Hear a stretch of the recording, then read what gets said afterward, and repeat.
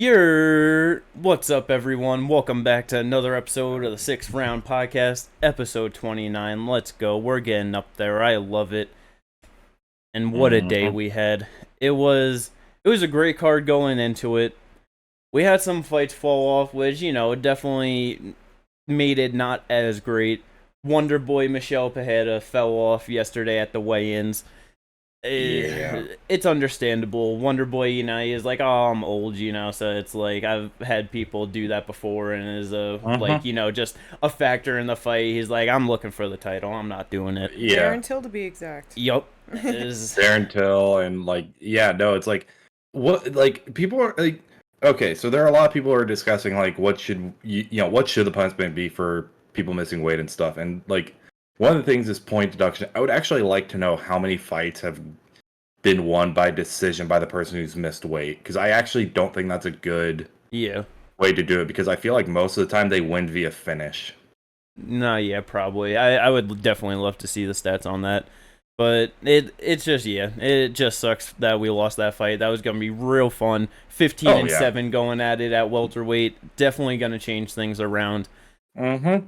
Also, we talked about it. Paulo Ikram. We knew it wasn't. We knew it wasn't gonna happen, but there was a small sliver in my heart that was hoping. But yeah, that's obviously. Oh man, bless you. Oh, thank you. Yeah, but we ended up with an 11-fight card overall. And goddamn, it ended up being pretty fucking good, especially that pay-per-view main card. Oh yeah. To start it off, for the main event, the first thing I'll say is if they send you to a main event in Salt Lake City, Utah, you best have the best head kick defense that your fucking world has ever seen. For real. 'Cause holy shit, Justin Gaethje knocks the fuck out of Dustin 1 minute into round 2. With a beautiful, throws out the right hand, head kick comes right afterwards. Dustin was fading off to the side. The same exact thing that Leon did to Usman a year ago. Yep. Shit. That was beautiful. Very unexpected, but glorious. It was. It was beautiful, and literally, it was unexpected, because as it, was, as I'm watching the fight, I'm like, okay, still kind of doing the same thing that was in the first round. Then he throws out, hits the head kick, Dustin goes down. I literally am yelling, holy shit, what the fuck? Dead ass, jaw just dropped. I'm like, bro, no way. I had no words at the time like that.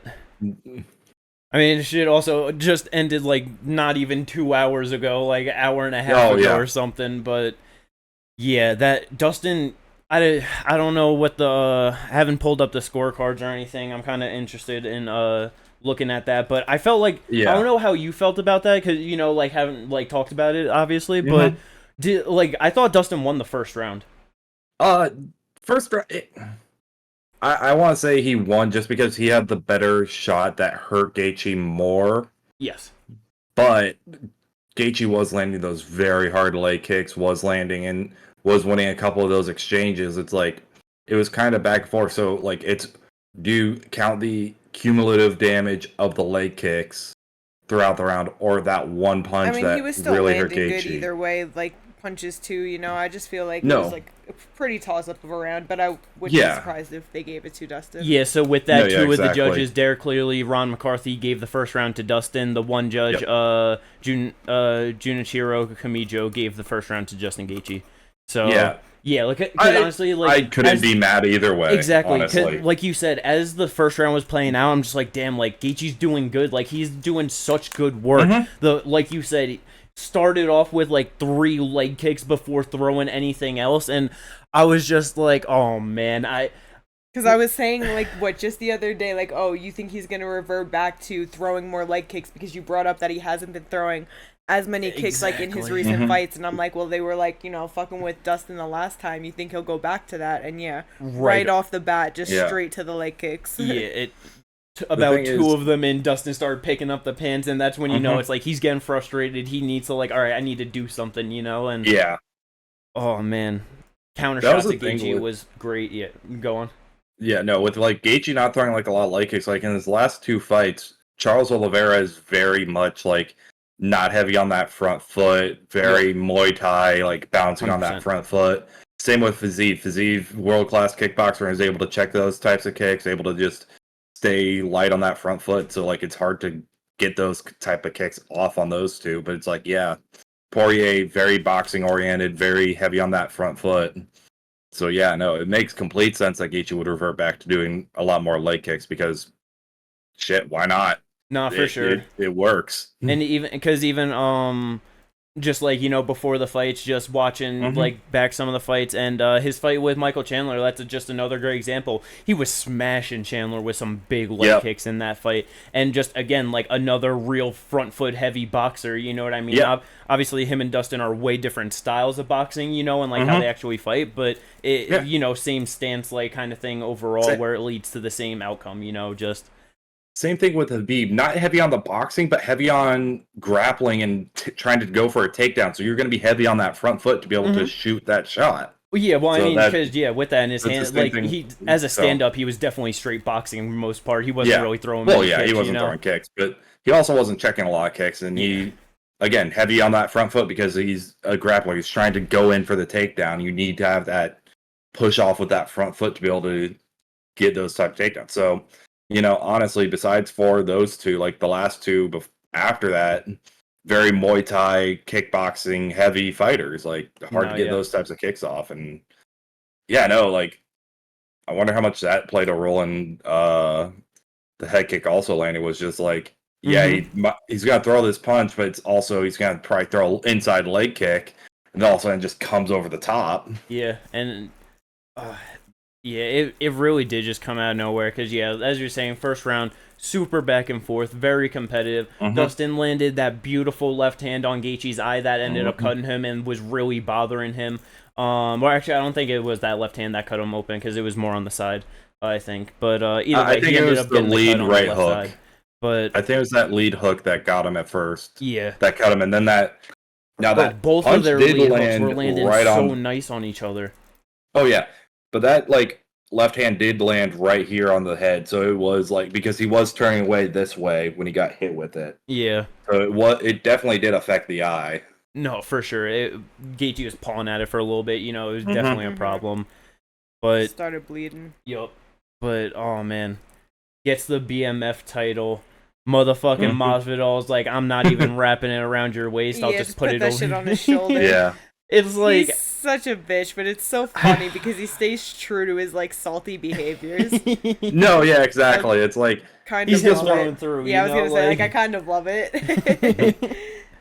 Like, I mean, he just watched, like, his teammate, one of probably his best friends at ATT at this point, like, just get brutally knocked out, like... Yeah, like, Dustin went... Like, when was the last time he got fucking knocked out like that? You know what I mean? Like, he got laid out by Michael Johnson pretty bad? Like, I think that was the last one. Yeah, but like, even with that, it's like, that was a head kick. It was just brutal, you know what I mean? He landed that one follow-up shot as Herb Dean Cade sliding in to try and protect him. That was kind of just funny to see Herb sliding like that. But yeah, BMF champ, former interim champ, has as many of the night bonuses as he does fights in the UFC. I think that put him at 5th most knockouts in the lightweight division overall in UFC history now. Probably. Obviously, he called for it. He wants that championship belt. He wants undisputed. That's what's in his sights. Who does he fight, and how does it gonna go? So, because obviously, it's Islam Charles too. Yeah. Yep. Now, Gaethje said he preferably would like the Oliveira fight. He would want Oliveira to win because he wants a revenge on that. And I mean, some people would argue like loss back. Yeah, to get his loss back from that. But then also like with that, some people might be like, oh well, if it's Islam, then he kind of gets the win back from Habib because they're trained. But it's like it's not the same. It's just not the same. I know it. I've seen people make that argument on other shit before, and I'm just like, it's not the same. I think it's so funny when people say stuff like that, but exactly, it's not. Like, you're not beating the person who truly took that. It's like, Justin said it after he beat Dustin. He's like, like, when you lose to someone like that, like, you hold on to that shit. It's like, how many years later? 5 years later? Like, Yeah. you know, and he's just like, yeah, for like 5 years just been sitting with that loss. And he's like, you know, you rarely get to get it back. So he's just happy as hell that he did. Like, I'm sure he would love for his next fight to be a potential chance to get another loss back. Exactly. Hell And like yeah. the only law, it's legitimately Habib and Alvarez are both those ships have sailed. Yeah. He's never gained those wins back. And it's just like, yeah, if he can at least avenge this one, like you can kind of let those two fall by the ways. Because I mean, come on, fucking Habib is the greatest. It's probably one of the greatest 155ers of all time. It's not the greatest 155er of all time. And then Alvarez was a former champion. Like, Yeah. And that was war mode Gaethje just. yeah, exactly. That was like completely reckless, abandoned Gaethje. Yeah. So, I mean, who would you guys rather see him fight? You would rather see him fight Oliveira, for his like revenge, like, you know, Honestly, or do you like the fresh matchup? Honestly, I think that it would just be a better fight. Gaethje versus Oliveira. I think that Islam just wrestle fucks him, subs him. Yeah. I don't, you know, like, Yeah. I don't think that it'll be too hard for him to get him down. I'm sure that he doesn't want to stand on the feet with him. With that, he's going to shoot the takedown pretty early, I would assume, and it's you know what I mean? Like, I don't know. Gaethje's just fucked. No, Like, yeah. Yeah. If that's how it goes, he's just fucked, and I don't know. I just think that it would be a much more exciting fight, him versus Oliveira. 100%. I agree. I would also prefer Oliveira, but not just because of that, just because, like, yeah, I just want Oliveira to win that fight just generally. Like, True. I want Oliveira to beat Islam just in general. Get his loss back. Yeah. And then Gaethje gets his loss back. No, yeah, like, that's also, like, another factor, because, yeah, like, I've been saying, like, I want Oliveira to win this so fucking bad, but... That's the way I look at it. Like, at least, like, yeah, with Islam, it would be a fresh matchup, but at the same time, it's just like, I kind of agree. Like, I think he gets a takedown, and Gaethje's going to give the back. He's going to get rear naked choked. Yeah. No, I definitely agree with that. And always with the thrill of victory, there's always the agony of defeat. Coming into this, I really had it in my head where the loser of this fight, their career at the top is pretty much over. Definitely didn't end the way that I thought. Overall, I thought the loser would definitely have way more damage accrued for them. But that was still a vicious knockout for Dustin. 34 years old. The number of wars that he has been in throughout his career is just ridiculous. I don't know about, like, you guys, but what do you guys think that Dustin should do, like, for the rest of his career? Like, where do you think he goes from here? I think that Dustin is still obviously just a great fighter and a big enough name. Oh, yeah. That I think that he just takes a few more fights, just makes a bit more money, you know, just enjoys his time in the sport, and I'm sure that he'll just respectfully retire when he's done, you know? I don't know, maybe 3 more fights? Something like that. With that, I know Poirier is saying, like, he doesn't want to fight any of the up-and-coming. He just wants to fight fights that interest him. Yeah. So I don't know, like, what that's gonna entirely entail. I don't know where he would count Fiziev at. But, you know, the only fights that I could see then interesting him are, like, Conor McGregor. Essentially him, like, Conor McGregor, him moving up to fight maybe, like, Colby if Colby loses his title shot, which I don't see he'll happening. never give him that fucking... Okay. I didn't realize that. I forgot that you had said that. He ain't never gonna give him that shit. That's why I'm saying, like, especially if he said that he's not really trying to fight any, you know, up-and-coming contenders, like, I would put Fiziev as an up-and-coming contender.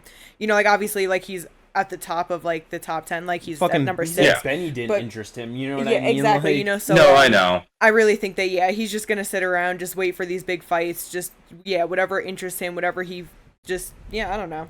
Make his money, and I'm sure he'll dip not too long.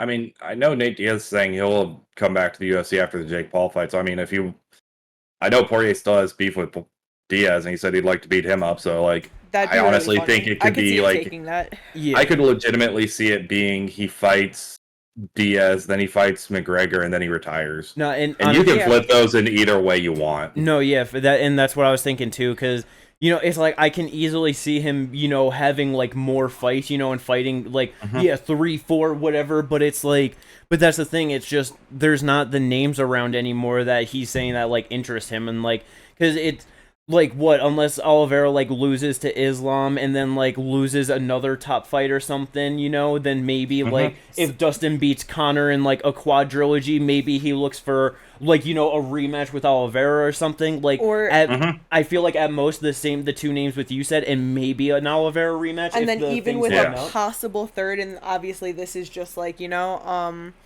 if Oliveira loses and then if Gaethje gets the shot and also loses, Dustin gets one of those wins and then he just gets the title shot off of a win because you know how 55 be kind of stagnant from 5 to champ. Yeah. So like, and just, you know, him being a bigger name and older, they might just be willing to give him that last shot anyway. You know?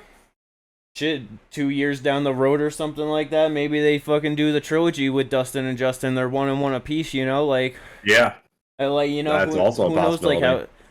So but yeah, it's definitely just gonna be those guys sitting around the top or fucking Connor. Like, yeah, and then yeah, like you Conor said, Nate. Ginger Nate, yeah, if he comes Yeah, back up. Connor and Nate. And I feel like with that, he just has to. I feel like he kind of has to look good in the Jake Paul fight, which I feel like he's just not gonna. So I feel No, he's not it's going hard to. too. So yeah, oh, Nate man. shouldn't come back. Yeah, I mean, like No. if he comes back just for like, you know, fucking yeah, like a Connor fight, like I don't know, I really don't mind those. You know what I mean? Like No, that's I feel fine. you get paid, Yeah. but But it's like him fighting Leon, like that was stupid. Him like trying to book against Yep. fucking Hamza, like that was like what the fuck, you know? Like Yep.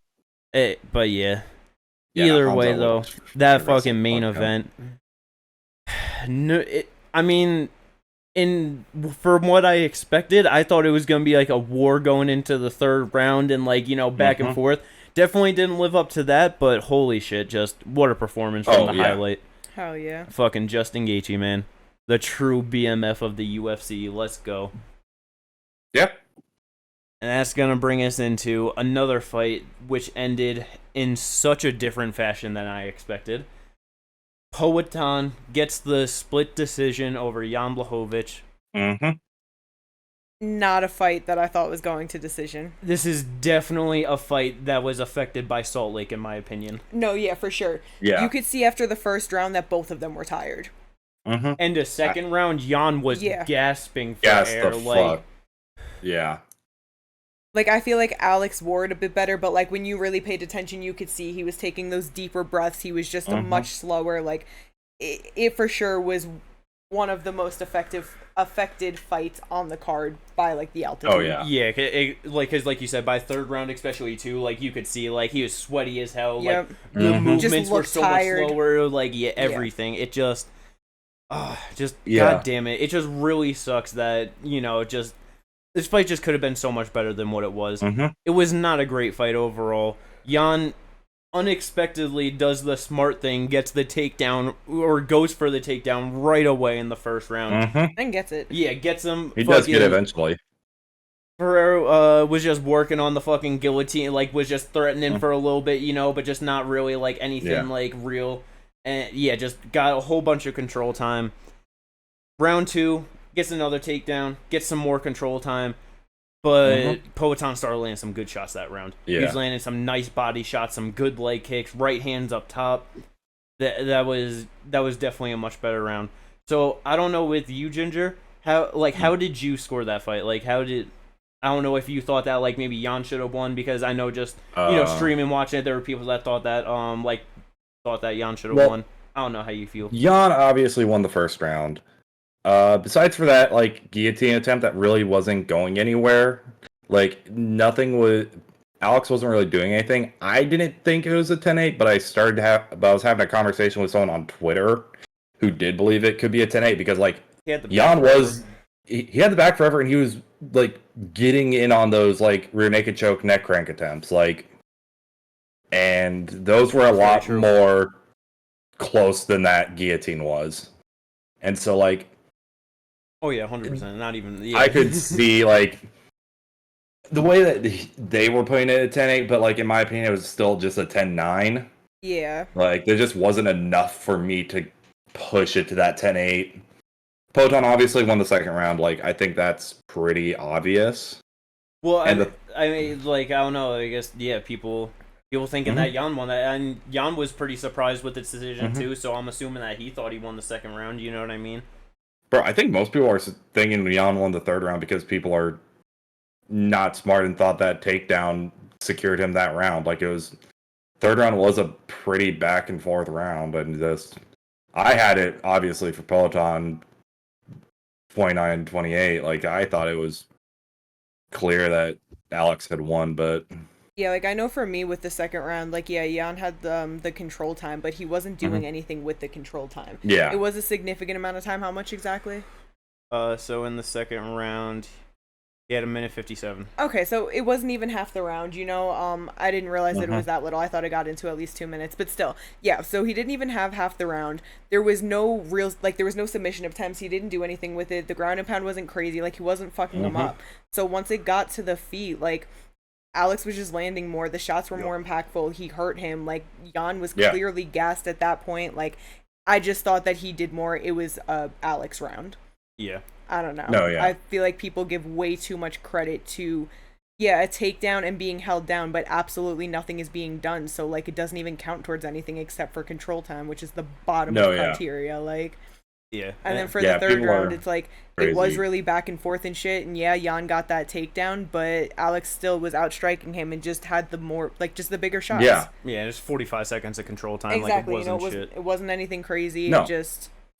That's why I'm saying, like, yeah, I know. It's fucking weird the way people end up scoring rounds. Like, I don't get it.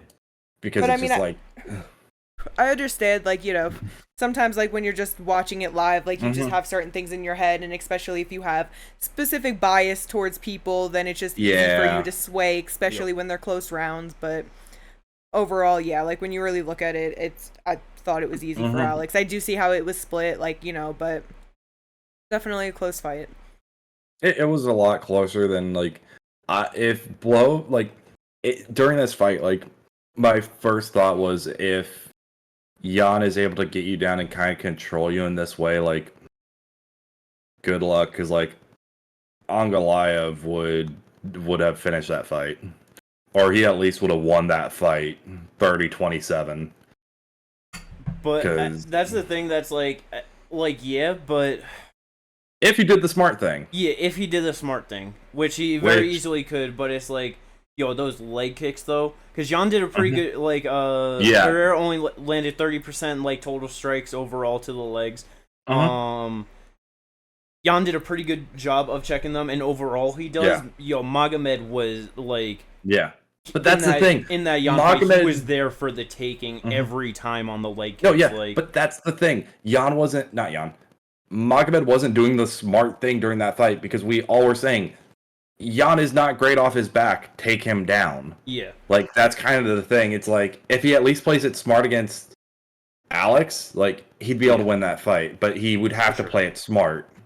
And I'm not sure if he would or not, but... But that's where I think the elevation came into play, and it's like, if he even had the energy to keep trying and hold him down, keep him down, like... That's the other part of it, yeah. Fucking wrestle him, like... No, yeah. Peloton gets the split decision, though. Do you think that's enough to secure him that title shot? I mean, shit. Who else are you giving it to? I mean, Jan ranked number 3. He still beat him. Magomed is booked? They were saying, like, I guess there's talks of him fighting either Rakic or, oh, fuck, who is the other person? It's probably either Rakic or, Walker? Nikita. Nikita? Okay, maybe it was Rakic Nikita. and Nikita, yeah. It was Rakic or Nikita for Abu Dhabi. Those are in talks. So, like, I know it's not booked or anything, but, like, I know that's in talks, so, like, he's not really in the picture then, like, it kind of just makes sense. Nah, yeah. I definitely agree. I just didn't know, because it's, like, obviously going into it, we thought, like, yeah, winner, but with just such, like, a not great fight, close split decision, you know what I mean? Yeah. It's just... But, like, I just wasn't sure, you know, you guys still thinking 100% same thing. I mean, just give him the benefit of the doubt that, you know, where he was really affected his performance, and if this is somewhere else, that he could have a great fight with Jiri. Yeah. I was about to say, that was about to be what I was going to bring up, is the fact that the reason that they had never changed this to, well, one, probably because of one, elevation, but two, they never changed this to a vacant title fight, is because they know Yuri's going to be back. Probably would have been ready to fight in, like, November, December. So it's like, all right, we get that for January. Like and like Poatan versus Yuri is a completely different fight than Poatan versus Jan. They could definitely get that done this year. I was just gonna say, yeah, no, fuck they it. could. Like, you know, I know it's the end of that July, all but depends. like, if you think that, like, if Yuri could be ready by November, I wouldn't be surprised if they got that. No, I wouldn't be either. MSG. I don't think so. If they're already planning to do Leon Colby, Oh yeah, they already right. got So Joe then they'd Stipe. probably make it for the December pay per view. Yeah, But because either they way, don't they'd get it That's done what- this year. Yeah. Yeah, they got nothing stacked up. I was just saying, I like, forgot that they had the second, depending on how things go, you know. But like, yeah, no, like, that's the reason they knew Yuri would be back by like close to before the end of the year. So it's like, why book this as a vacant title fight and then you know, Yuri comes back anyway, and it's like, yeah, we already know he's getting a shot, whether, you know, whoever had the title or at this point that it's vacant, like, right. which is insane. But yeah. Either way, though, Poatan, decent performance for him at, you know, light heavyweight for his UFC debut at that weight class. Obviously, like we were saying, altitude had to have affected him, but that should be a fun one. But goddamn, that featured bout. Oh my god. What a great performance. A short-lived, fantastic 33-second performance from Derek Lewis. This man's balls were way too hot for Dustin. He could not handle it. There are times where Derek Lewis comes out like, I'm gonna just throw some shit out there. Bro literally said, because they asked him, did you train for this? Did you plan this? He said, I just threw some shit out, see if it landed. Shit he threw out, just a flying switch knee, like. Lands clean, floors DeLima, gets on top, just starts ground and pounding. There was a second he was going for the leg, and I'm like, oh man, get on top. Just stayed in a good position, spun around, started, like, kept on punching, and it was just over 33 seconds. Yeah. God damn, pants right off afterwards, all the way off, runs around with them. Did the DX chop. Fucking... His explanation was his dick has a mind of his own. Yeah, just insanity. But, bro, when Derek Lewis after the fight said, hell no, I just threw some shit out to see if it would land, and it did. I'm like, oh, you went with my UFC 4 strategy, okay. Yeah, he started fights with, like, jumping switch kicks and fucking crazy shit before, and... Six-pack Derek Lewis, man, he's the one that can get it done. Yup, that's the one that actually lands. Because DeLima, he did not expect that to get to the chin. Oh, no. Hell no. He had his guard up like that and just kept it like that as he watched the knee come right up the middle and land. It was just... Oh, that was just so beautiful. I don't think he with the way that he threw up his right knee first and then the left knee up, that's also probably what threw him off. Like, yeah. Thought the distance was good. And... Yeah. Derek's like, I'm bringing it to you, boy. The only other thing I can compare this to, besides for a Derek Lewis fight where he started with a switch, like, you know, a jumping switch kick, is fucking Fabricio Verdum running out, flying sidekick to Travis Brown. Yeah, right. And just like, who expects that shit? Like, how are you gonna, like, what? Yo, athletic heavyweights, man, they can do the darndest things, huh? For real. Sure can. But the fact that we're saying Fabricio and Derek are the athletic heavyweights right now with that. Hey man, athleticism comes in all different shapes and sizes. I know, it's just funny. But yeah, with that, before this fight, he was tied at the top of the mountain with fucking immortal Matt Brown, with the most KOs in UFC history, and now he stands alone at that mountain, 14 KOs. That's like just insane. Incredible, man. Sending just 14 people unconscious in the UFC, like that's absolutely ridiculous. Some of like just the craziest, you know, fighters I think of, like, oh, just like great knockout artists. It's like they'll have like 7, 8, you know, or whatever, 6. Like it's just Derek Lewis though. But with that, great performance. Obviously keeps himself in the top 15 with that. What do you think's next for the Black Beast? Well, considering he is a free agent. Oh, like he said, rematch, PFL, Francis is going with Derek Lewis. I didn't catch even that. I was yeah, just he said say, that. I didn't that was even the know last that part of this his was a contract. thing. He said he was a free agent. If he signs with the he would like to re-sign with the UFC, but if he doesn't, it is what it is. How in the fuck is the UFC in this time of like Francis looking for a fight going to allow any single one of their? Well, I mean, I guess in all reality, they have a fucking like they have like matching rights for up to like No, they 6 do. months to a year or some shit. So in all reality, they could just stall him out and like They could, yeah. So, I mean, that's definitely a possibility. But damn, that's. Do we get to see the rematch of the worst fight in UFC history under the PFL banner? That'd be It'll really at least funny. it'd be a lot better this time. You can't guarantee that. I was just gonna say, like, will it? I can only guarantee because Francis was coming off his first loss ever to Stipe Miocic. He was gun shy. Like, he's not that fighter anymore. Okay, and he's coming off knee surgery, and he will probably get knocked out by Tyson Fury going into that fight. So, you don't think getting starched by Tyson? If he gets starched by Tyson Fury, he might be a little bit hesitant against one of the hardest punchers. Maybe the man that made him hesitant before. Like, maybe it's possible, but at the same time, like, I don't know, man. No, I agree with you. I don't think it ends up the same way, but I'm just like, man, I know just what you're fucking saying. knock on wood. You can't throw that juju out there that it's gonna be crazy because that's what everyone. I never said crazy. I said well, better. That'd be better than the first. You still can't guarantee that. That's different. Either way, it's just but yeah, that was beautiful. I don't know. That's hard. I think he resigns personally. He probably does resign, anyway. But that would be awesome for him to get fucking $2 million to fight Francis in PFL. Oh yeah, 100%. Oh, that would be glorious. Only thing I can think of, like, because like, obviously, like, Jai Alden's booked, Bivak is booked, Volkov is booked. Like, no, I don't. You shouldn't do that to him. You don't give him a big name right away. I'm not. I'm saying like all these people are booked, which is what the UFC would want to do. They'd want to give him a bigger name. I know. Is Jairzinho booked? I feel like he got booked against someone. Or no, because he just lost to. He just lost to Almeida in May, so probably not. Yeah. So. I mean, you could. Jairzinho, Derek. I'd be fine with that, honestly. Unless they want to go the route of Alexander Romanov versus Derek. Nah, like, you don't do that. Which I don't think they do that. Yeah. But, like, I'm definitely speaking. Him versus Jairzinho, that's a fun fight. I'm definitely down for that. I like it.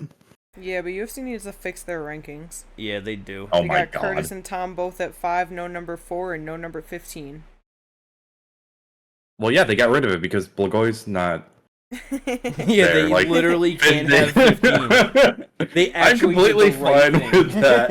If they never have a 15th rank, actually, during the pay-per-view, I noticed this. Delima was ranked 15.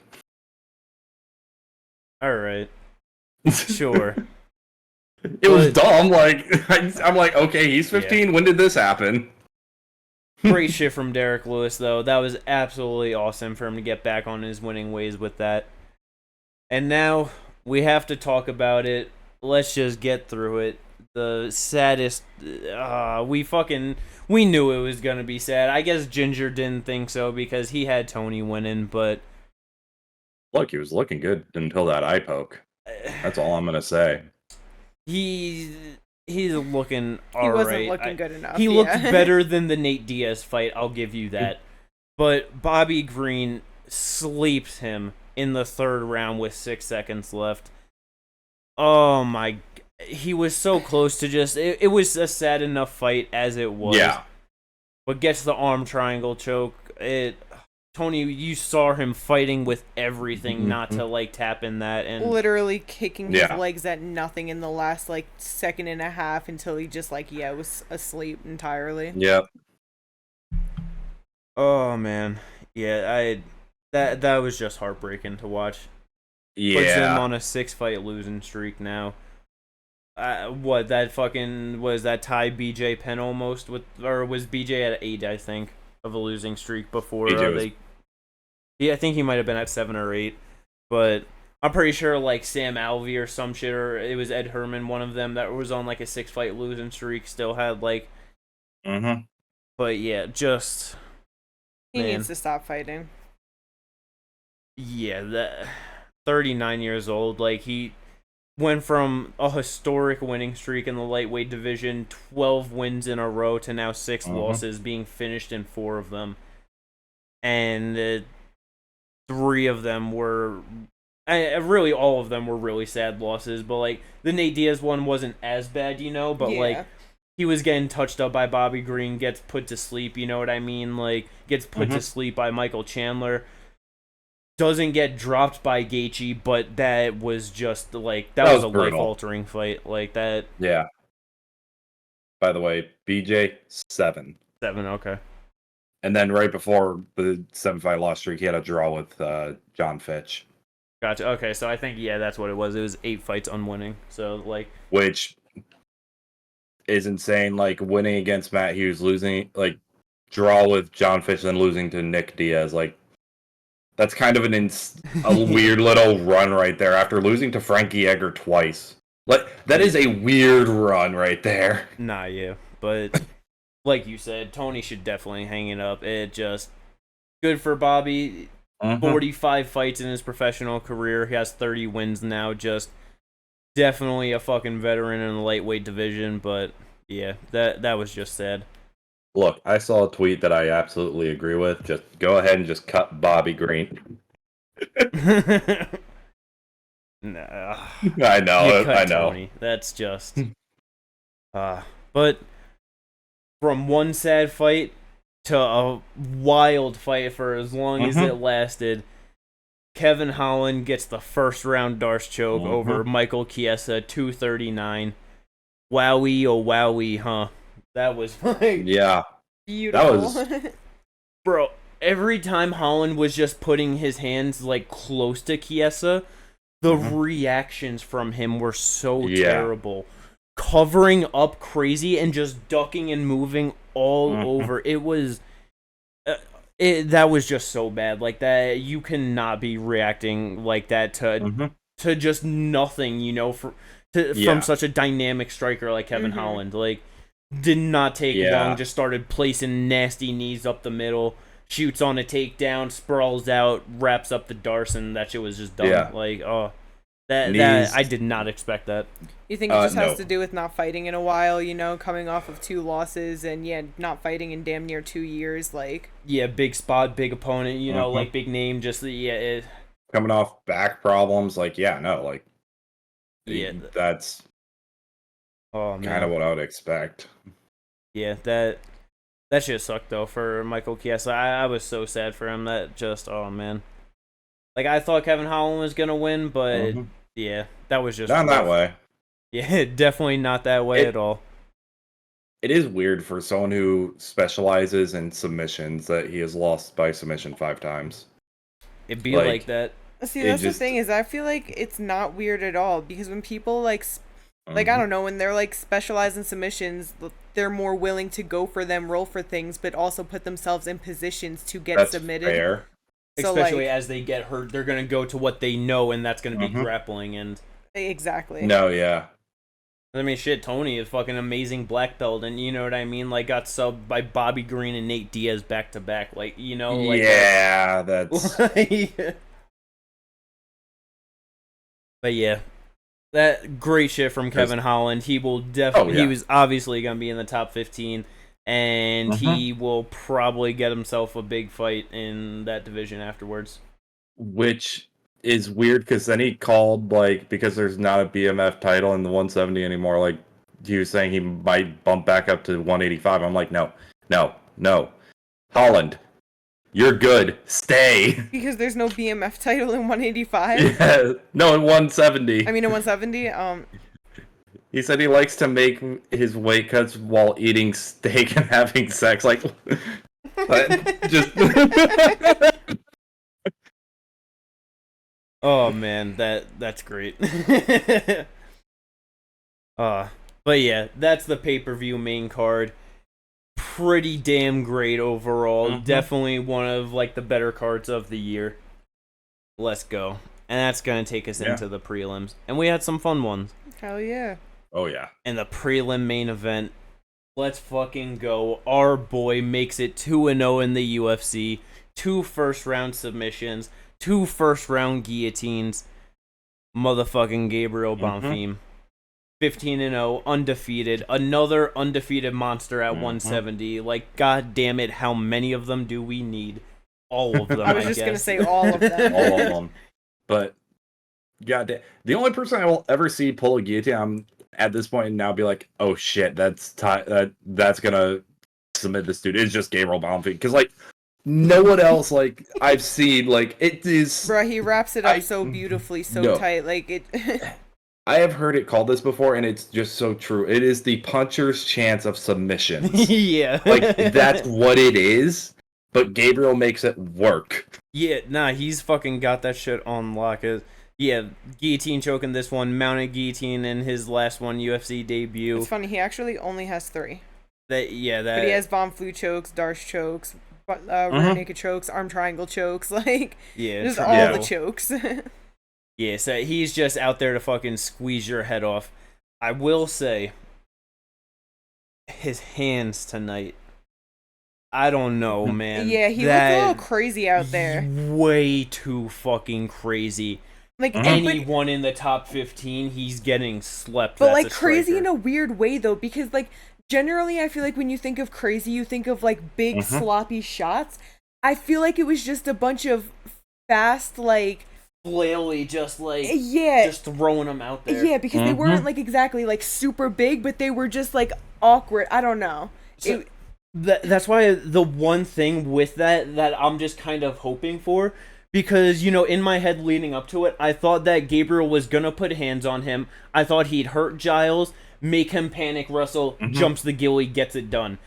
But you know he starts just throwing crazy at him. Then Giles goes for the clinch, throws him over, you know, gets on top, and as he tries to get up, then that's when he jumps it. So I'm just wondering if like he just kind of had the same thought of like, if I just put pressure on him, I can get him to like panic shoot, and the submission's there for the taking. Yeah. That's the only thing that I can hope for, but it's like, man, Trevin Giles is like a slick, like veteran striker, like that. He got pretty lucky that he was just able to run through him like that. You know that. That's scary against someone in the top 15. Like, oh yeah, it gets, especially against some of the like more slick strikers and more savvy veterans. Like, yeah, no, and he called out Neil Magny. Yeah. Which, I mean, Neil, he's got a great jab on him, and he'll definitely clinch the shit out of you. Yeah. So that would be interesting to see how Bonfim could get through that. Well, see, I think that he could still win that, but like with that, Neil is number 11, so then it just puts him like deeper into it pretty quickly, because he's only had 2 fights. If he does get that fight, it's his 3rd fight in the UFC at 25 years old. I mean, he's been fighting since he was like fucking like 16 or something like that. But you know, like it's just different levels of competition, you know? Yeah. I mean, if he doesn't. Or what were you gonna say, Ginger? I was about to say, shit, their timelines match up and he's gonna be in the top 15. Him versus Kevin Holland. Neither of them took damage. No. I don't like that. No. I know you don't like that. It can't happen. Not to. Like, bro, what do you mean? Like, after that? Okay, so let's say he fights Neil Magny, he wins.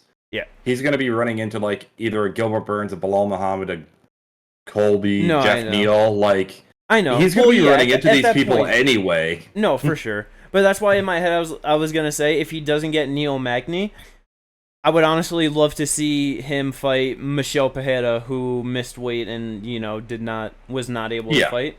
That's another person who can fight easily. I feel like that would be good. I almost wonder if they want to try to rebook Brady and Michelle, considering they were Sean Brady and Michelle? Yeah, since they were already booked together, like I wonder if that's a possibility. But I feel like though, if anything, they're gonna go back to Jack Della and Sean Brady. Maybe. Either way, Bonfim, I am very excited to see him in the top 15. Hell yeah. Mm-hmm. But yeah, with maybe another fight or two before he gets there. He's got plenty of time. Pump I the was about to brakes, say, pump the brakes. You You know could what I mean? It's easily alright. give him someone right outside that top 15. I know this is another name you probably aren't the biggest fan of, but a Phil Rowe just fought Neil Magny. I'd be a bit more interested in that because his the defensive grappling isn't as sharp, so Yeah. I feel like that would be, it's still a tough test on the feet, but if he could get through the long lengthy striking and get the takedown, then that's really promising. And again, that's the same frame that Neil Magny has. So you Exactly. see how he does against that, and you can put him against Neil Magny after that and see how he does, because Neil Magny's much better, has a good jab and has a much better grappling defense. Yeah, I definitely like that. I feel like that's a good game plan to get him in top 15. But moving on, though, down the prelims to another crazy finish. And Salt Lake loving them head kicks, and so does Roman Kapilov.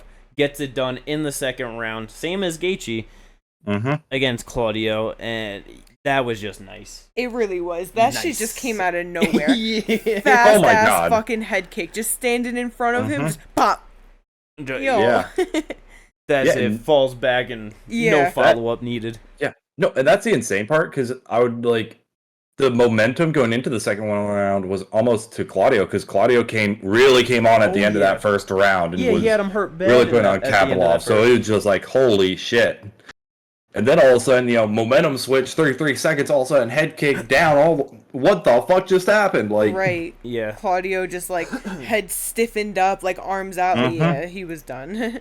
No, he was 100% done. It is just kind of funny to think about that. Yeah, the similarities between Leon and Gaethje, and then just even with one and Gaethje, because it's just exactly first round, other guy arguably could have won it. Had the person that won hurt, and then just momentum shift out of nowhere, head kick, second round done early. Yeah, just Salt Lake and head kicks. It's beautiful. Glorious. Another good prelim fight, Jake Matthews versus Darius Flowers. Yo, Flowers went out there aggressive as shit. It lasted for about 3 minutes until he stood there and was like, okay, deep breaths, I'm standing back now. But that was some good shit. Jake Matthews goes out there in the second, start touching him up, gets the rear naked choke. Oh yeah, solid win. Flowers took it on short notice, so hard, but yeah, he did. Short notice debut. So the kick, I have to ask you guys, because I wasn't watching the stream. So yep. Thoughts. So when they were showing the replay, honestly, I felt like commentary, and this is just my opinion, but I felt like everyone on commentary was dragging the shit out of it, because you could clearly see, yes, to their point, that the toes and the original point of impact where it was supposed to be was above the line, but you can also clearly see that his whole foot and heel was below the fucking belt, and you know what I mean, just in that area, and it easily could have hit. They were just acting oh, it's a clean shot, it might have been he didn't do it on purpose for sure, some of it was clean, but if that heel hit his fucking nuts, who are we to say that it didn't, because two things to it. They're saying that oh, it's a gut shot, whatever. I personally have not really seen anyone get folded down that quickly to a body shot. When they get when people get so folded over to a body shot, it's usually the liver shots that are that slow reaction, oh shit, then the fold over and fall down. That was so quick. He reactionary just grabbed his fucking nuts. That was all just straight I don't know. And they were just oh, it was clean, da da da, it should be a TKO, and it's bro, he definitely just got hit in the nuts. It took a couple replays, for me to see the right angle, where it was the one side they showed it, and then it was you could clearly see the heel smacks in, and then it's it doesn't matter if you could land a clean knee to the liver, but if your fucking foot drags up and smacks right to the cup, it's you need them in the liver, but you hit them in the cup too. You gotta give them that. it's just, it is what it is. You got to be in control of your weapons and just aim them properly. Right, but so then, because then even with that, it's like the toes went to like the gut. It wasn't to the liver. It wasn't something that was gonna fold him over like that anyway. So I mean, it's he was getting touched to the body a lot, for sure. So that's why, like, at least with the commentary, I will give them that, because like he was getting touched and he did not like that. That's and those true. toes to the belly, that was a nasty shot. It definitely was, but yeah, either way, like you could tell that he definitely got hit in the nuts, and like I said, even with the reaction, like because like grabbed it right away, went down, like exactly, because if someone really got hurt wherever, like their brain isn't thinking, oh, I have to cover this up. They're thinking, oh shit, I just got hurt. He grabbed his nuts. Yeah. Like I said, like me, like when I was watching it with my dad and stuff, we were watching it and stuff, and I'm like, yeah, that hit there, but that was not like a bad shot. Like, yeah, I know I usually do say like, take your time, but it's like I have seen worse. And people have come back a lot quicker. He had to drag that for the time. Anybody would have. I know. You can't breathe and you... I know. I'm just like... Like, I will say, he definitely dragged the time out, but respectfully, he got hit. because that's the thing with, like... No, he got hit. I'm not disagreeing with that, but, like, I think he dragged the time a little bit. I feel like that's the thing with fighting, is because it's such, like, obviously, like, a tough, like, just such, like, oh, like, you gotta be gritty. Like, that's just such, like, a reinforced thing in it. So it's like, when you see someone, like, something happens and, like, they get back to it right away, they're just like, nah, I'm good, let's fight. It's like, oh, yeah, like, you just, it's like a respectable thing. But shit's a sport, too, and people are trying to win because that's half their fucking paycheck right there. So if you're tired as fucking dog shit, and someone grazes your fucking eyelid slightly, and you sit there for fucking 3 minutes, it's annoying as a fan, you don't want to see it, but... Bro, that's the fucking fight game. They get 5 minutes. They're gonna take their fucking time until they feel good to go. Because in all reality, like, little or not, most people that get impacted from some sort of foul, there's like a good chance that the other person that like fouled them ends up winning overall anyway. So it's like overall, people like fouls just have to be like a way more punished thing than they are in the UFC. They are not scrutinized enough. So I'm just like, Either way, though. It was a fun fight while it lasted. No, yeah. I just need to ask about the kick because that was a huge thing. Sure. I totally forgot about that, honestly. I would have went right over it. But the second fight on the card, this one was pretty fucking good. Pretty damn wild. It was a good fight. Uros Medic gets the fucking spinning back fist TKO in the third round.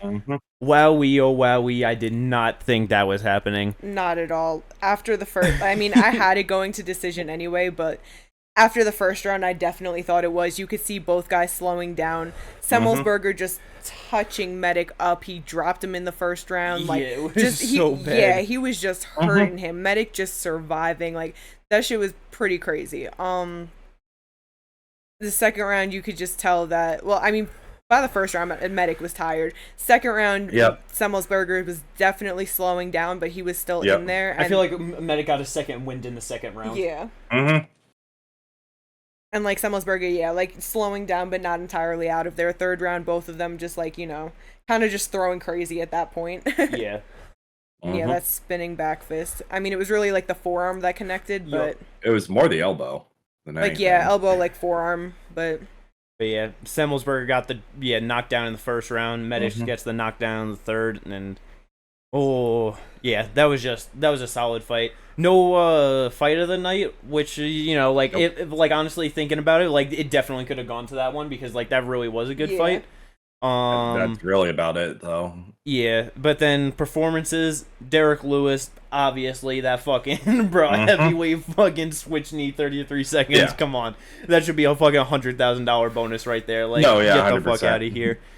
Justin Gaethje, that's clear as day. You're getting a bonus.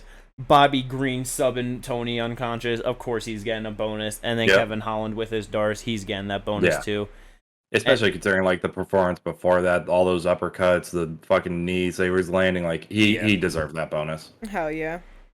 And then last real like decent fight on the card to mention. It's the last fight to mention anyway. Yeah, the first fight. I was gonna say the only fight we didn't mention besides this one is the CJ Vergara and the Salvador fight. Was that the only one? Yes. I guess so. Yeah, I didn't even realize we skipped over that, to be honest, but whatever. It doesn't matter. It was a bad fight. Like not great. But like, Miranda Maverick came in on short notice for Joanne JoJo Wood against Priscilla Cachoeira, gets the third round armbar. That was a real toss-up fight for me. I could have easily seen her doing some shit like that, but Salt Lake short notice.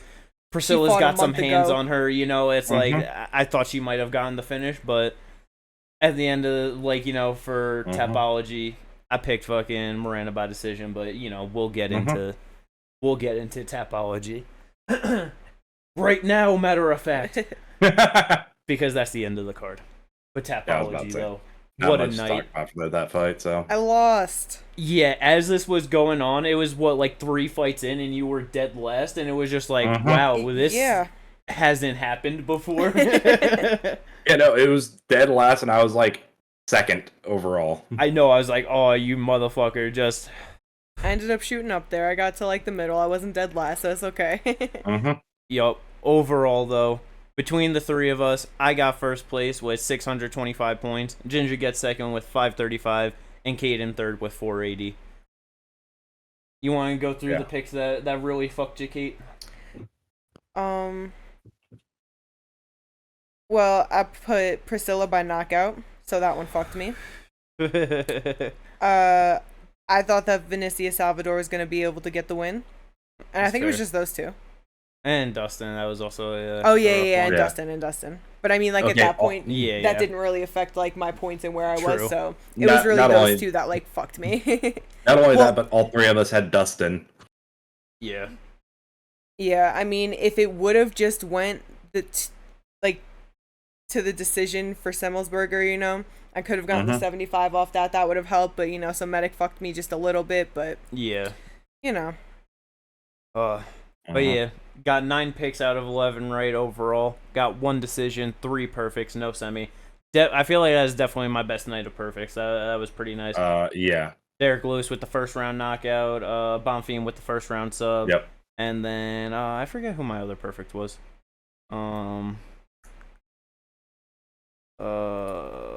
Jake Matthews, second round sub, right? No, Kapilov. Yeah, that's what it was. Yep. But yeah.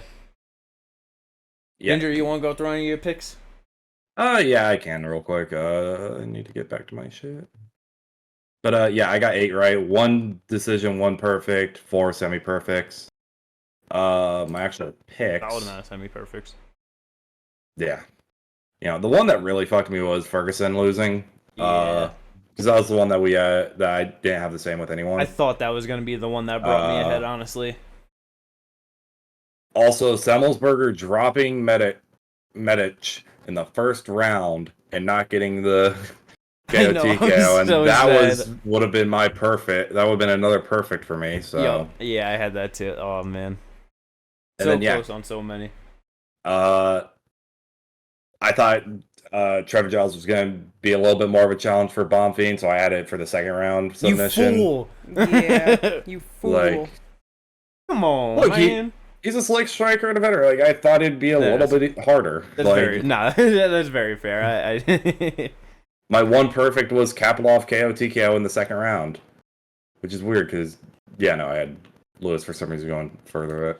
Yeah, I had 2 perfects and 2 semi-perfects, but my other picks. Not enough overall though. But it's alright, yeah. Again, I just had it on stream. This has been one bad week for Kate in the last 3 months. So it's yeah, I was about to say. I low-key feel like it's been longer than that, but yeah. Well, because I know you went on a fucking 10 fucking week win streak, so it's that's damn near 3 months right there, oh man. But yeah. That's gonna wrap up Tapology, and we did this shit right after the fights, getting right up on into it, so know who's that fighter for today, but, it's alright.